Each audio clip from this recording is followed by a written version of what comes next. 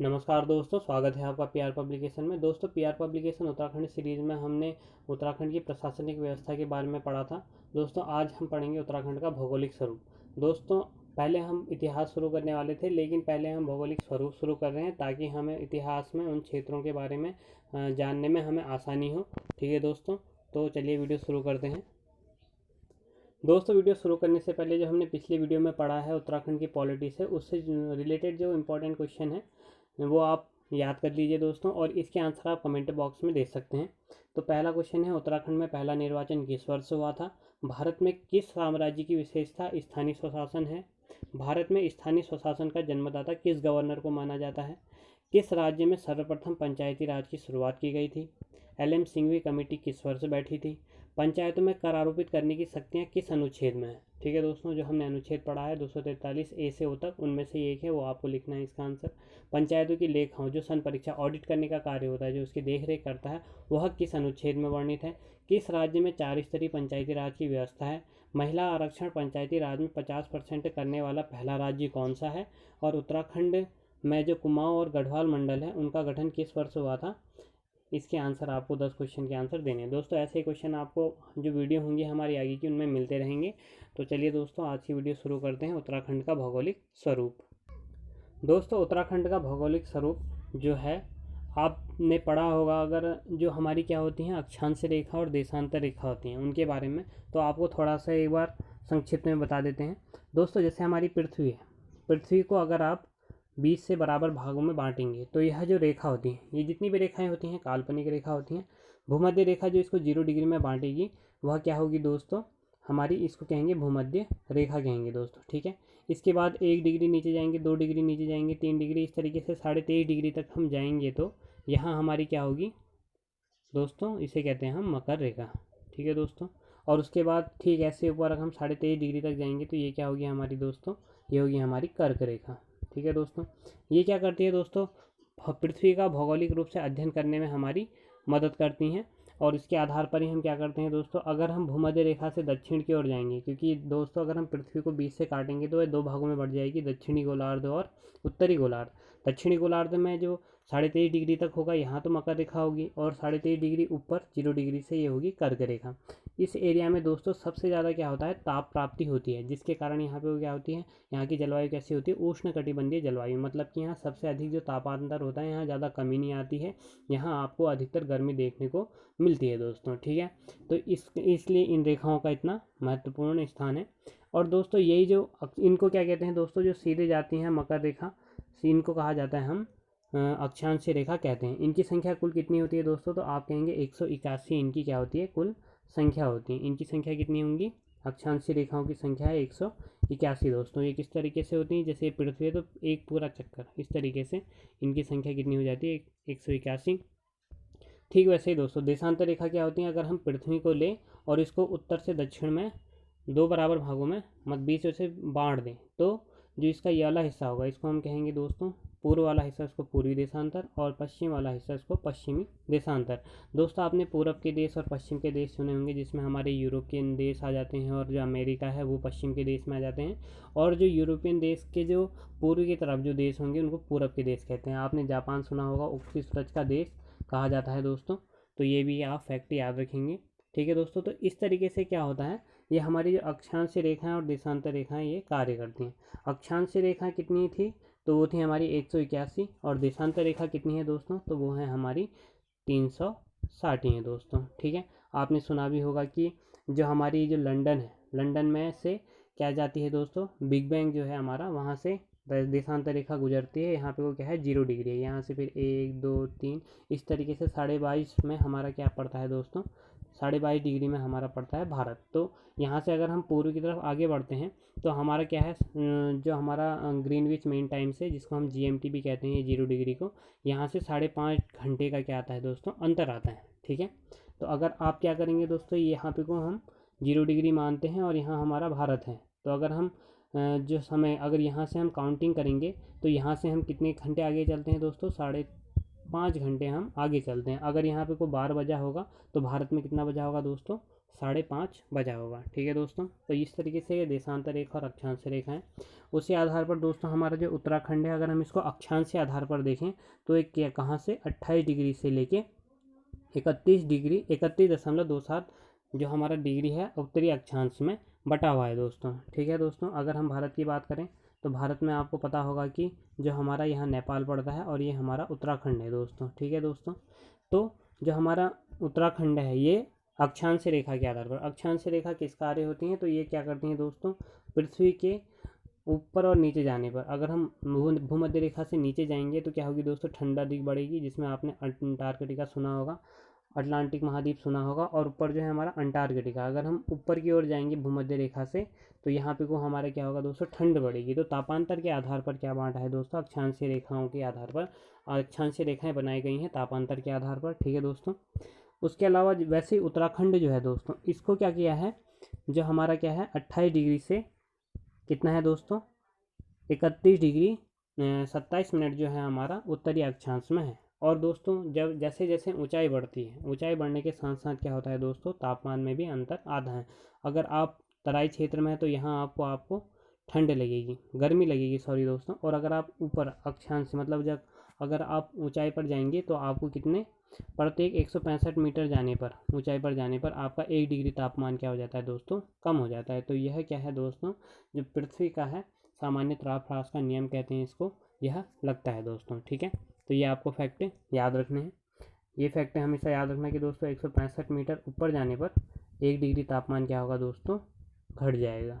ठीक है, उसके बाद दोस्तों अगर हम इसका देशांतर विस्तार देखें तो देशांतर विस्तार किस लिए होता है, तो हम उसमें जो हमारे समय है उसकी गणना करने के लिए देशांतर जो रेखाएं हैं वो खींची गई हैं, जो हमने पढ़ी ग्रीनविच मीन टाइम से, GMT से लेके दोस्तों इनकी संख्या कितनी होती है, 360 ही होती है। ठीक है दोस्तों, तो ये क्या करती हैं दोस्तों, समय के लिए हमें क्या होती हैं, मापने में मदद करती हैं। तो यह देशांतर विस्तार इसका कितना है, तो 77.34 डिग्री से 81.02 पूरी देशांतर में ये स्थित है दोस्तों। ठीक है दोस्तों, अगर हम इसके सामरिक दृष्टि से देखें, इसका अगर भौगोलिक क्षेत्र देखें तो जो इसका हमारे जो मिलते हुए जो बाहरी राज्य हैं वो कौन कौन इससे राज्य मिलते हैं, तो एक हमारा हिमाचल प्रदेश मिलता है इससे, और एक उत्तर प्रदेश मिलता है दोस्तों इससे। ठीक है, जो इसकी सीमा को छूता है। उसके अलावा जो हमारे विदेशी देश हैं जैसे तिब्बत है, नेपाल है, ये क्या करते हैं दोस्तों, ये विदेशी सीमा इनके साथ लगती है दोस्तों। और क्वेश्चन भी आता है कि कितने राज्य हैं, जो उत्तराखंड के कितने ज़िले हैं जो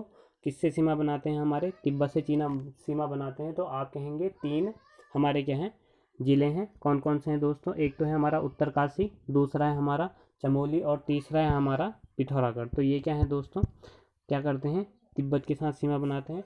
और नेपाल के साथ कौन कौन से देश से कौन कौन से ज़िले सीमा बनाते हैं, तो एक है हमारा पिथौरागढ़, चंपावत और रुद्रपुर, ये क्या करते हैं दोस्तों, नेपाल के साथ सीमा बनाते हैं। ठीक है दोस्तों, ठीक है दोस्तों। और अगर हम इसकी क्या करें, जैसे उत्तराखंड है दोस्तों, ठीक है, तो अगर मैं इसकी क्या करूँगा, पूर्व से पश्चिम तक की लंबाई देखूँगा तो कितनी है, 358 किलोमीटर ये क्या है दोस्तों, लंबा है।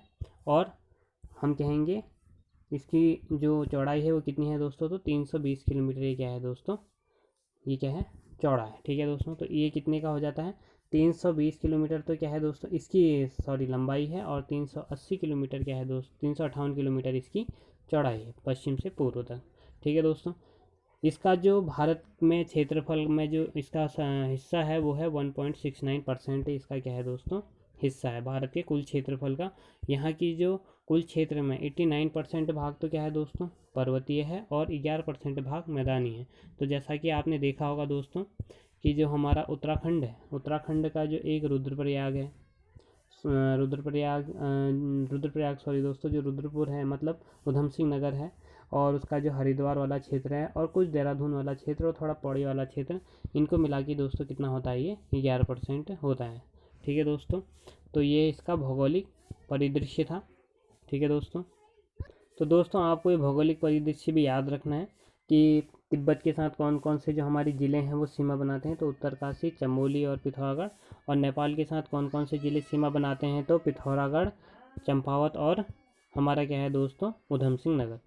इसके पूर्वी सीमा पर संपूर्ण क्षेत्र में नेपाल स्थित है, जो काली नदी द्वारा अंतर्राष्ट्रीय सीमा का निर्धारण करता है दोस्तों। दोस्तों जो इसकी पूरी सीमा है, पूरी सीमा का जो नेपाल स्थित है, जिसमें काली नदी अंतर्राष्ट्रीय सीमा का निर्धारण करती है। दोस्तों इसकी सीमा पर उत्तराखंड राज्य में पिथौरागढ़, चंपावत और उधम सिंह नगर लगते हैं। ठीक है दोस्तों, जबकि राज्य में उत्तरी सीमा का जो तिब्बत वाला हिस्सा है उसमें पिथौरागढ़, चमोली और उत्तरकाशी स्थित हैं। दोस्तों अभी हमने पॉलिटी में पढ़ा था, सामरिक दृष्टि से 1960 में दोस्तों जब हमारा भारत और चीन युद्ध हो रहा था, उस दौरान इनको क्या कर दिया गया था, जो सीमावर्ती क्षेत्र थे इन जिलों का गठन किया गया था। दोस्तों कौन कौन से, पिथौरागढ़, चमोली और उत्तरकाशी।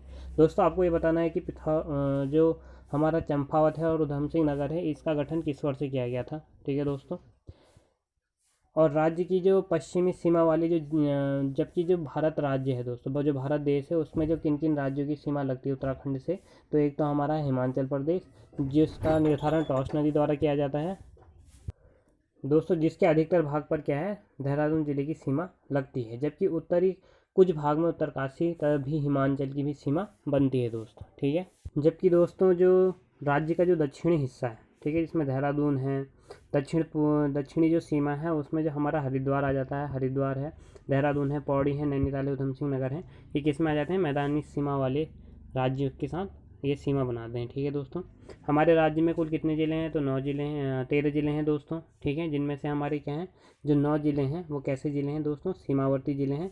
जबकि जो 4 ज़िले हैं, अल्मोड़ा, बागेश्वर, रुद्रप्रयाग और टिहरी, यह पूर्ण रूप से क्या है दोस्तों, आंतरिक ज़िले हैं दोस्तों। ये क्या करते हैं दोस्तों, ये किसी भी राज्य या फिर अंतर्राष्ट्रीय जो हमारे देश हैं, जैसे तिब्बत है और चीन है, उनके साथ सीमा नहीं बनाते हैं। ठीक है दोस्तों जो हमारे अंतर्राष्ट्रीय जो हमारे जो आंतरिक ज़िले हैं दोस्तों, उनमें जो सबसे ज़्यादा सीमा लगती है वो पौड़ी ज़िले के साथ लगती है, 7 ज़िलों की। उसके अलावा जो उत्तरकाशी है उससे क्या लगती है दोस्तों, ये उत्तराखंड का जो क्या है, सबसे बड़ा ज़िला है दोस्तों। ठीक है, उत्तराखंड का अगर सबसे बड़ा ज़िला पूछेंगे तो उत्तरकाशी, आपको किताब में चमोली दिया गया है दोस्तों, तो वो गलत है, आप उत्तरकाशी लिखेंगे। उसके अलावा जो सबसे छोटा ज़िला है वो हमारा चंपावत है। ठीक है दोस्तों, अगर दोस्तों उत्तराखंड के भौगोलिक स्वरूप की बात करूँ तो वो किस तरीके से है, तो हमने भौगोलिक स्वरूप पढ़ लिया था। इसका जो 81% भाग है वो कैसा है दोस्तों, तो वो 81% भाग हमारा कैसा है, पर्वतीय है दोस्तों। ठीक है, उसके अलावा जो हमारा 11% भाग है वो तराई है। भौगोलिक स्वरूप में किस तरीके से बटा है, तो देख लेते हैं दोस्तों।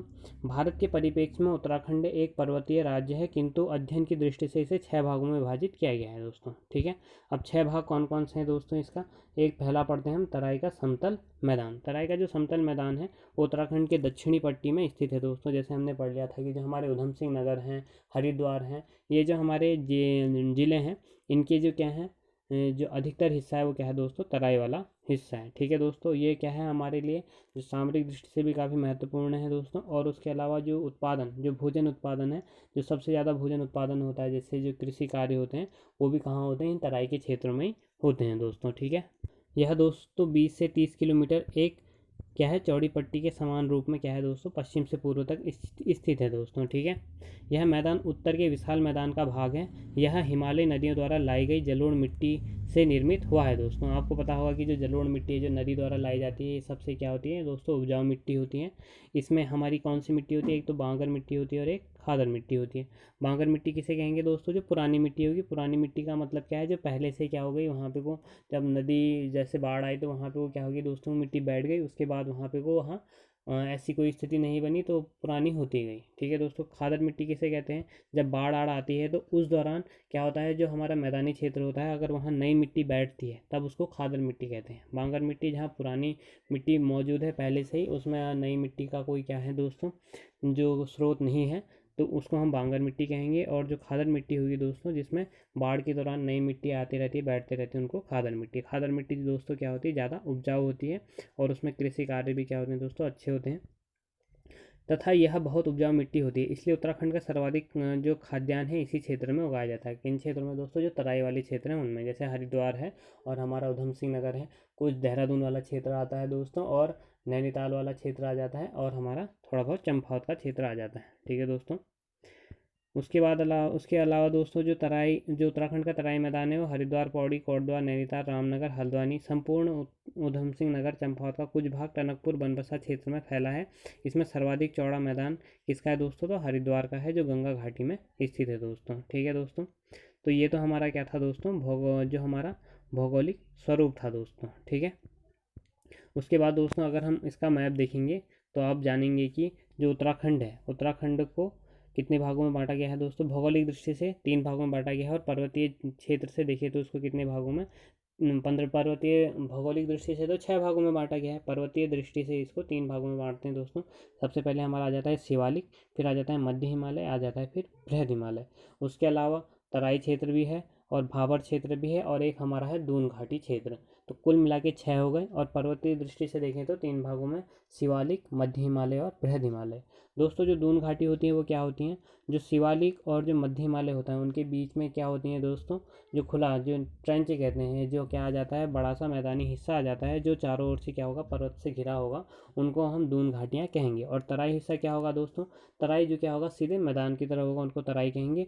भाबर क्या होता है दोस्तों, जो नदी द्वारा लाया गया हमारा क्या होता है, जो मलबा होता है वो कहाँ होता है दोस्तों, मैदान में क्या होने लगता है, इकट्ठा होने लगता है। तो वहाँ पे को क्या होते हैं, बड़े बड़े जो बोल्डर होते हैं, कंकड़ पत्थर होते हैं, वो इकट्ठा हो जाते हैं। उन क्षेत्रों को हम क्या कहते हैं दोस्तों, भाबर कहते हैं। तो इस तरीके से जो उत्तराखंड है वो 6 भागों में बटा हुआ है। ठीक है दोस्तों, तो देख लेते हैं, उसको मैप के रूप में देख लेते हैं।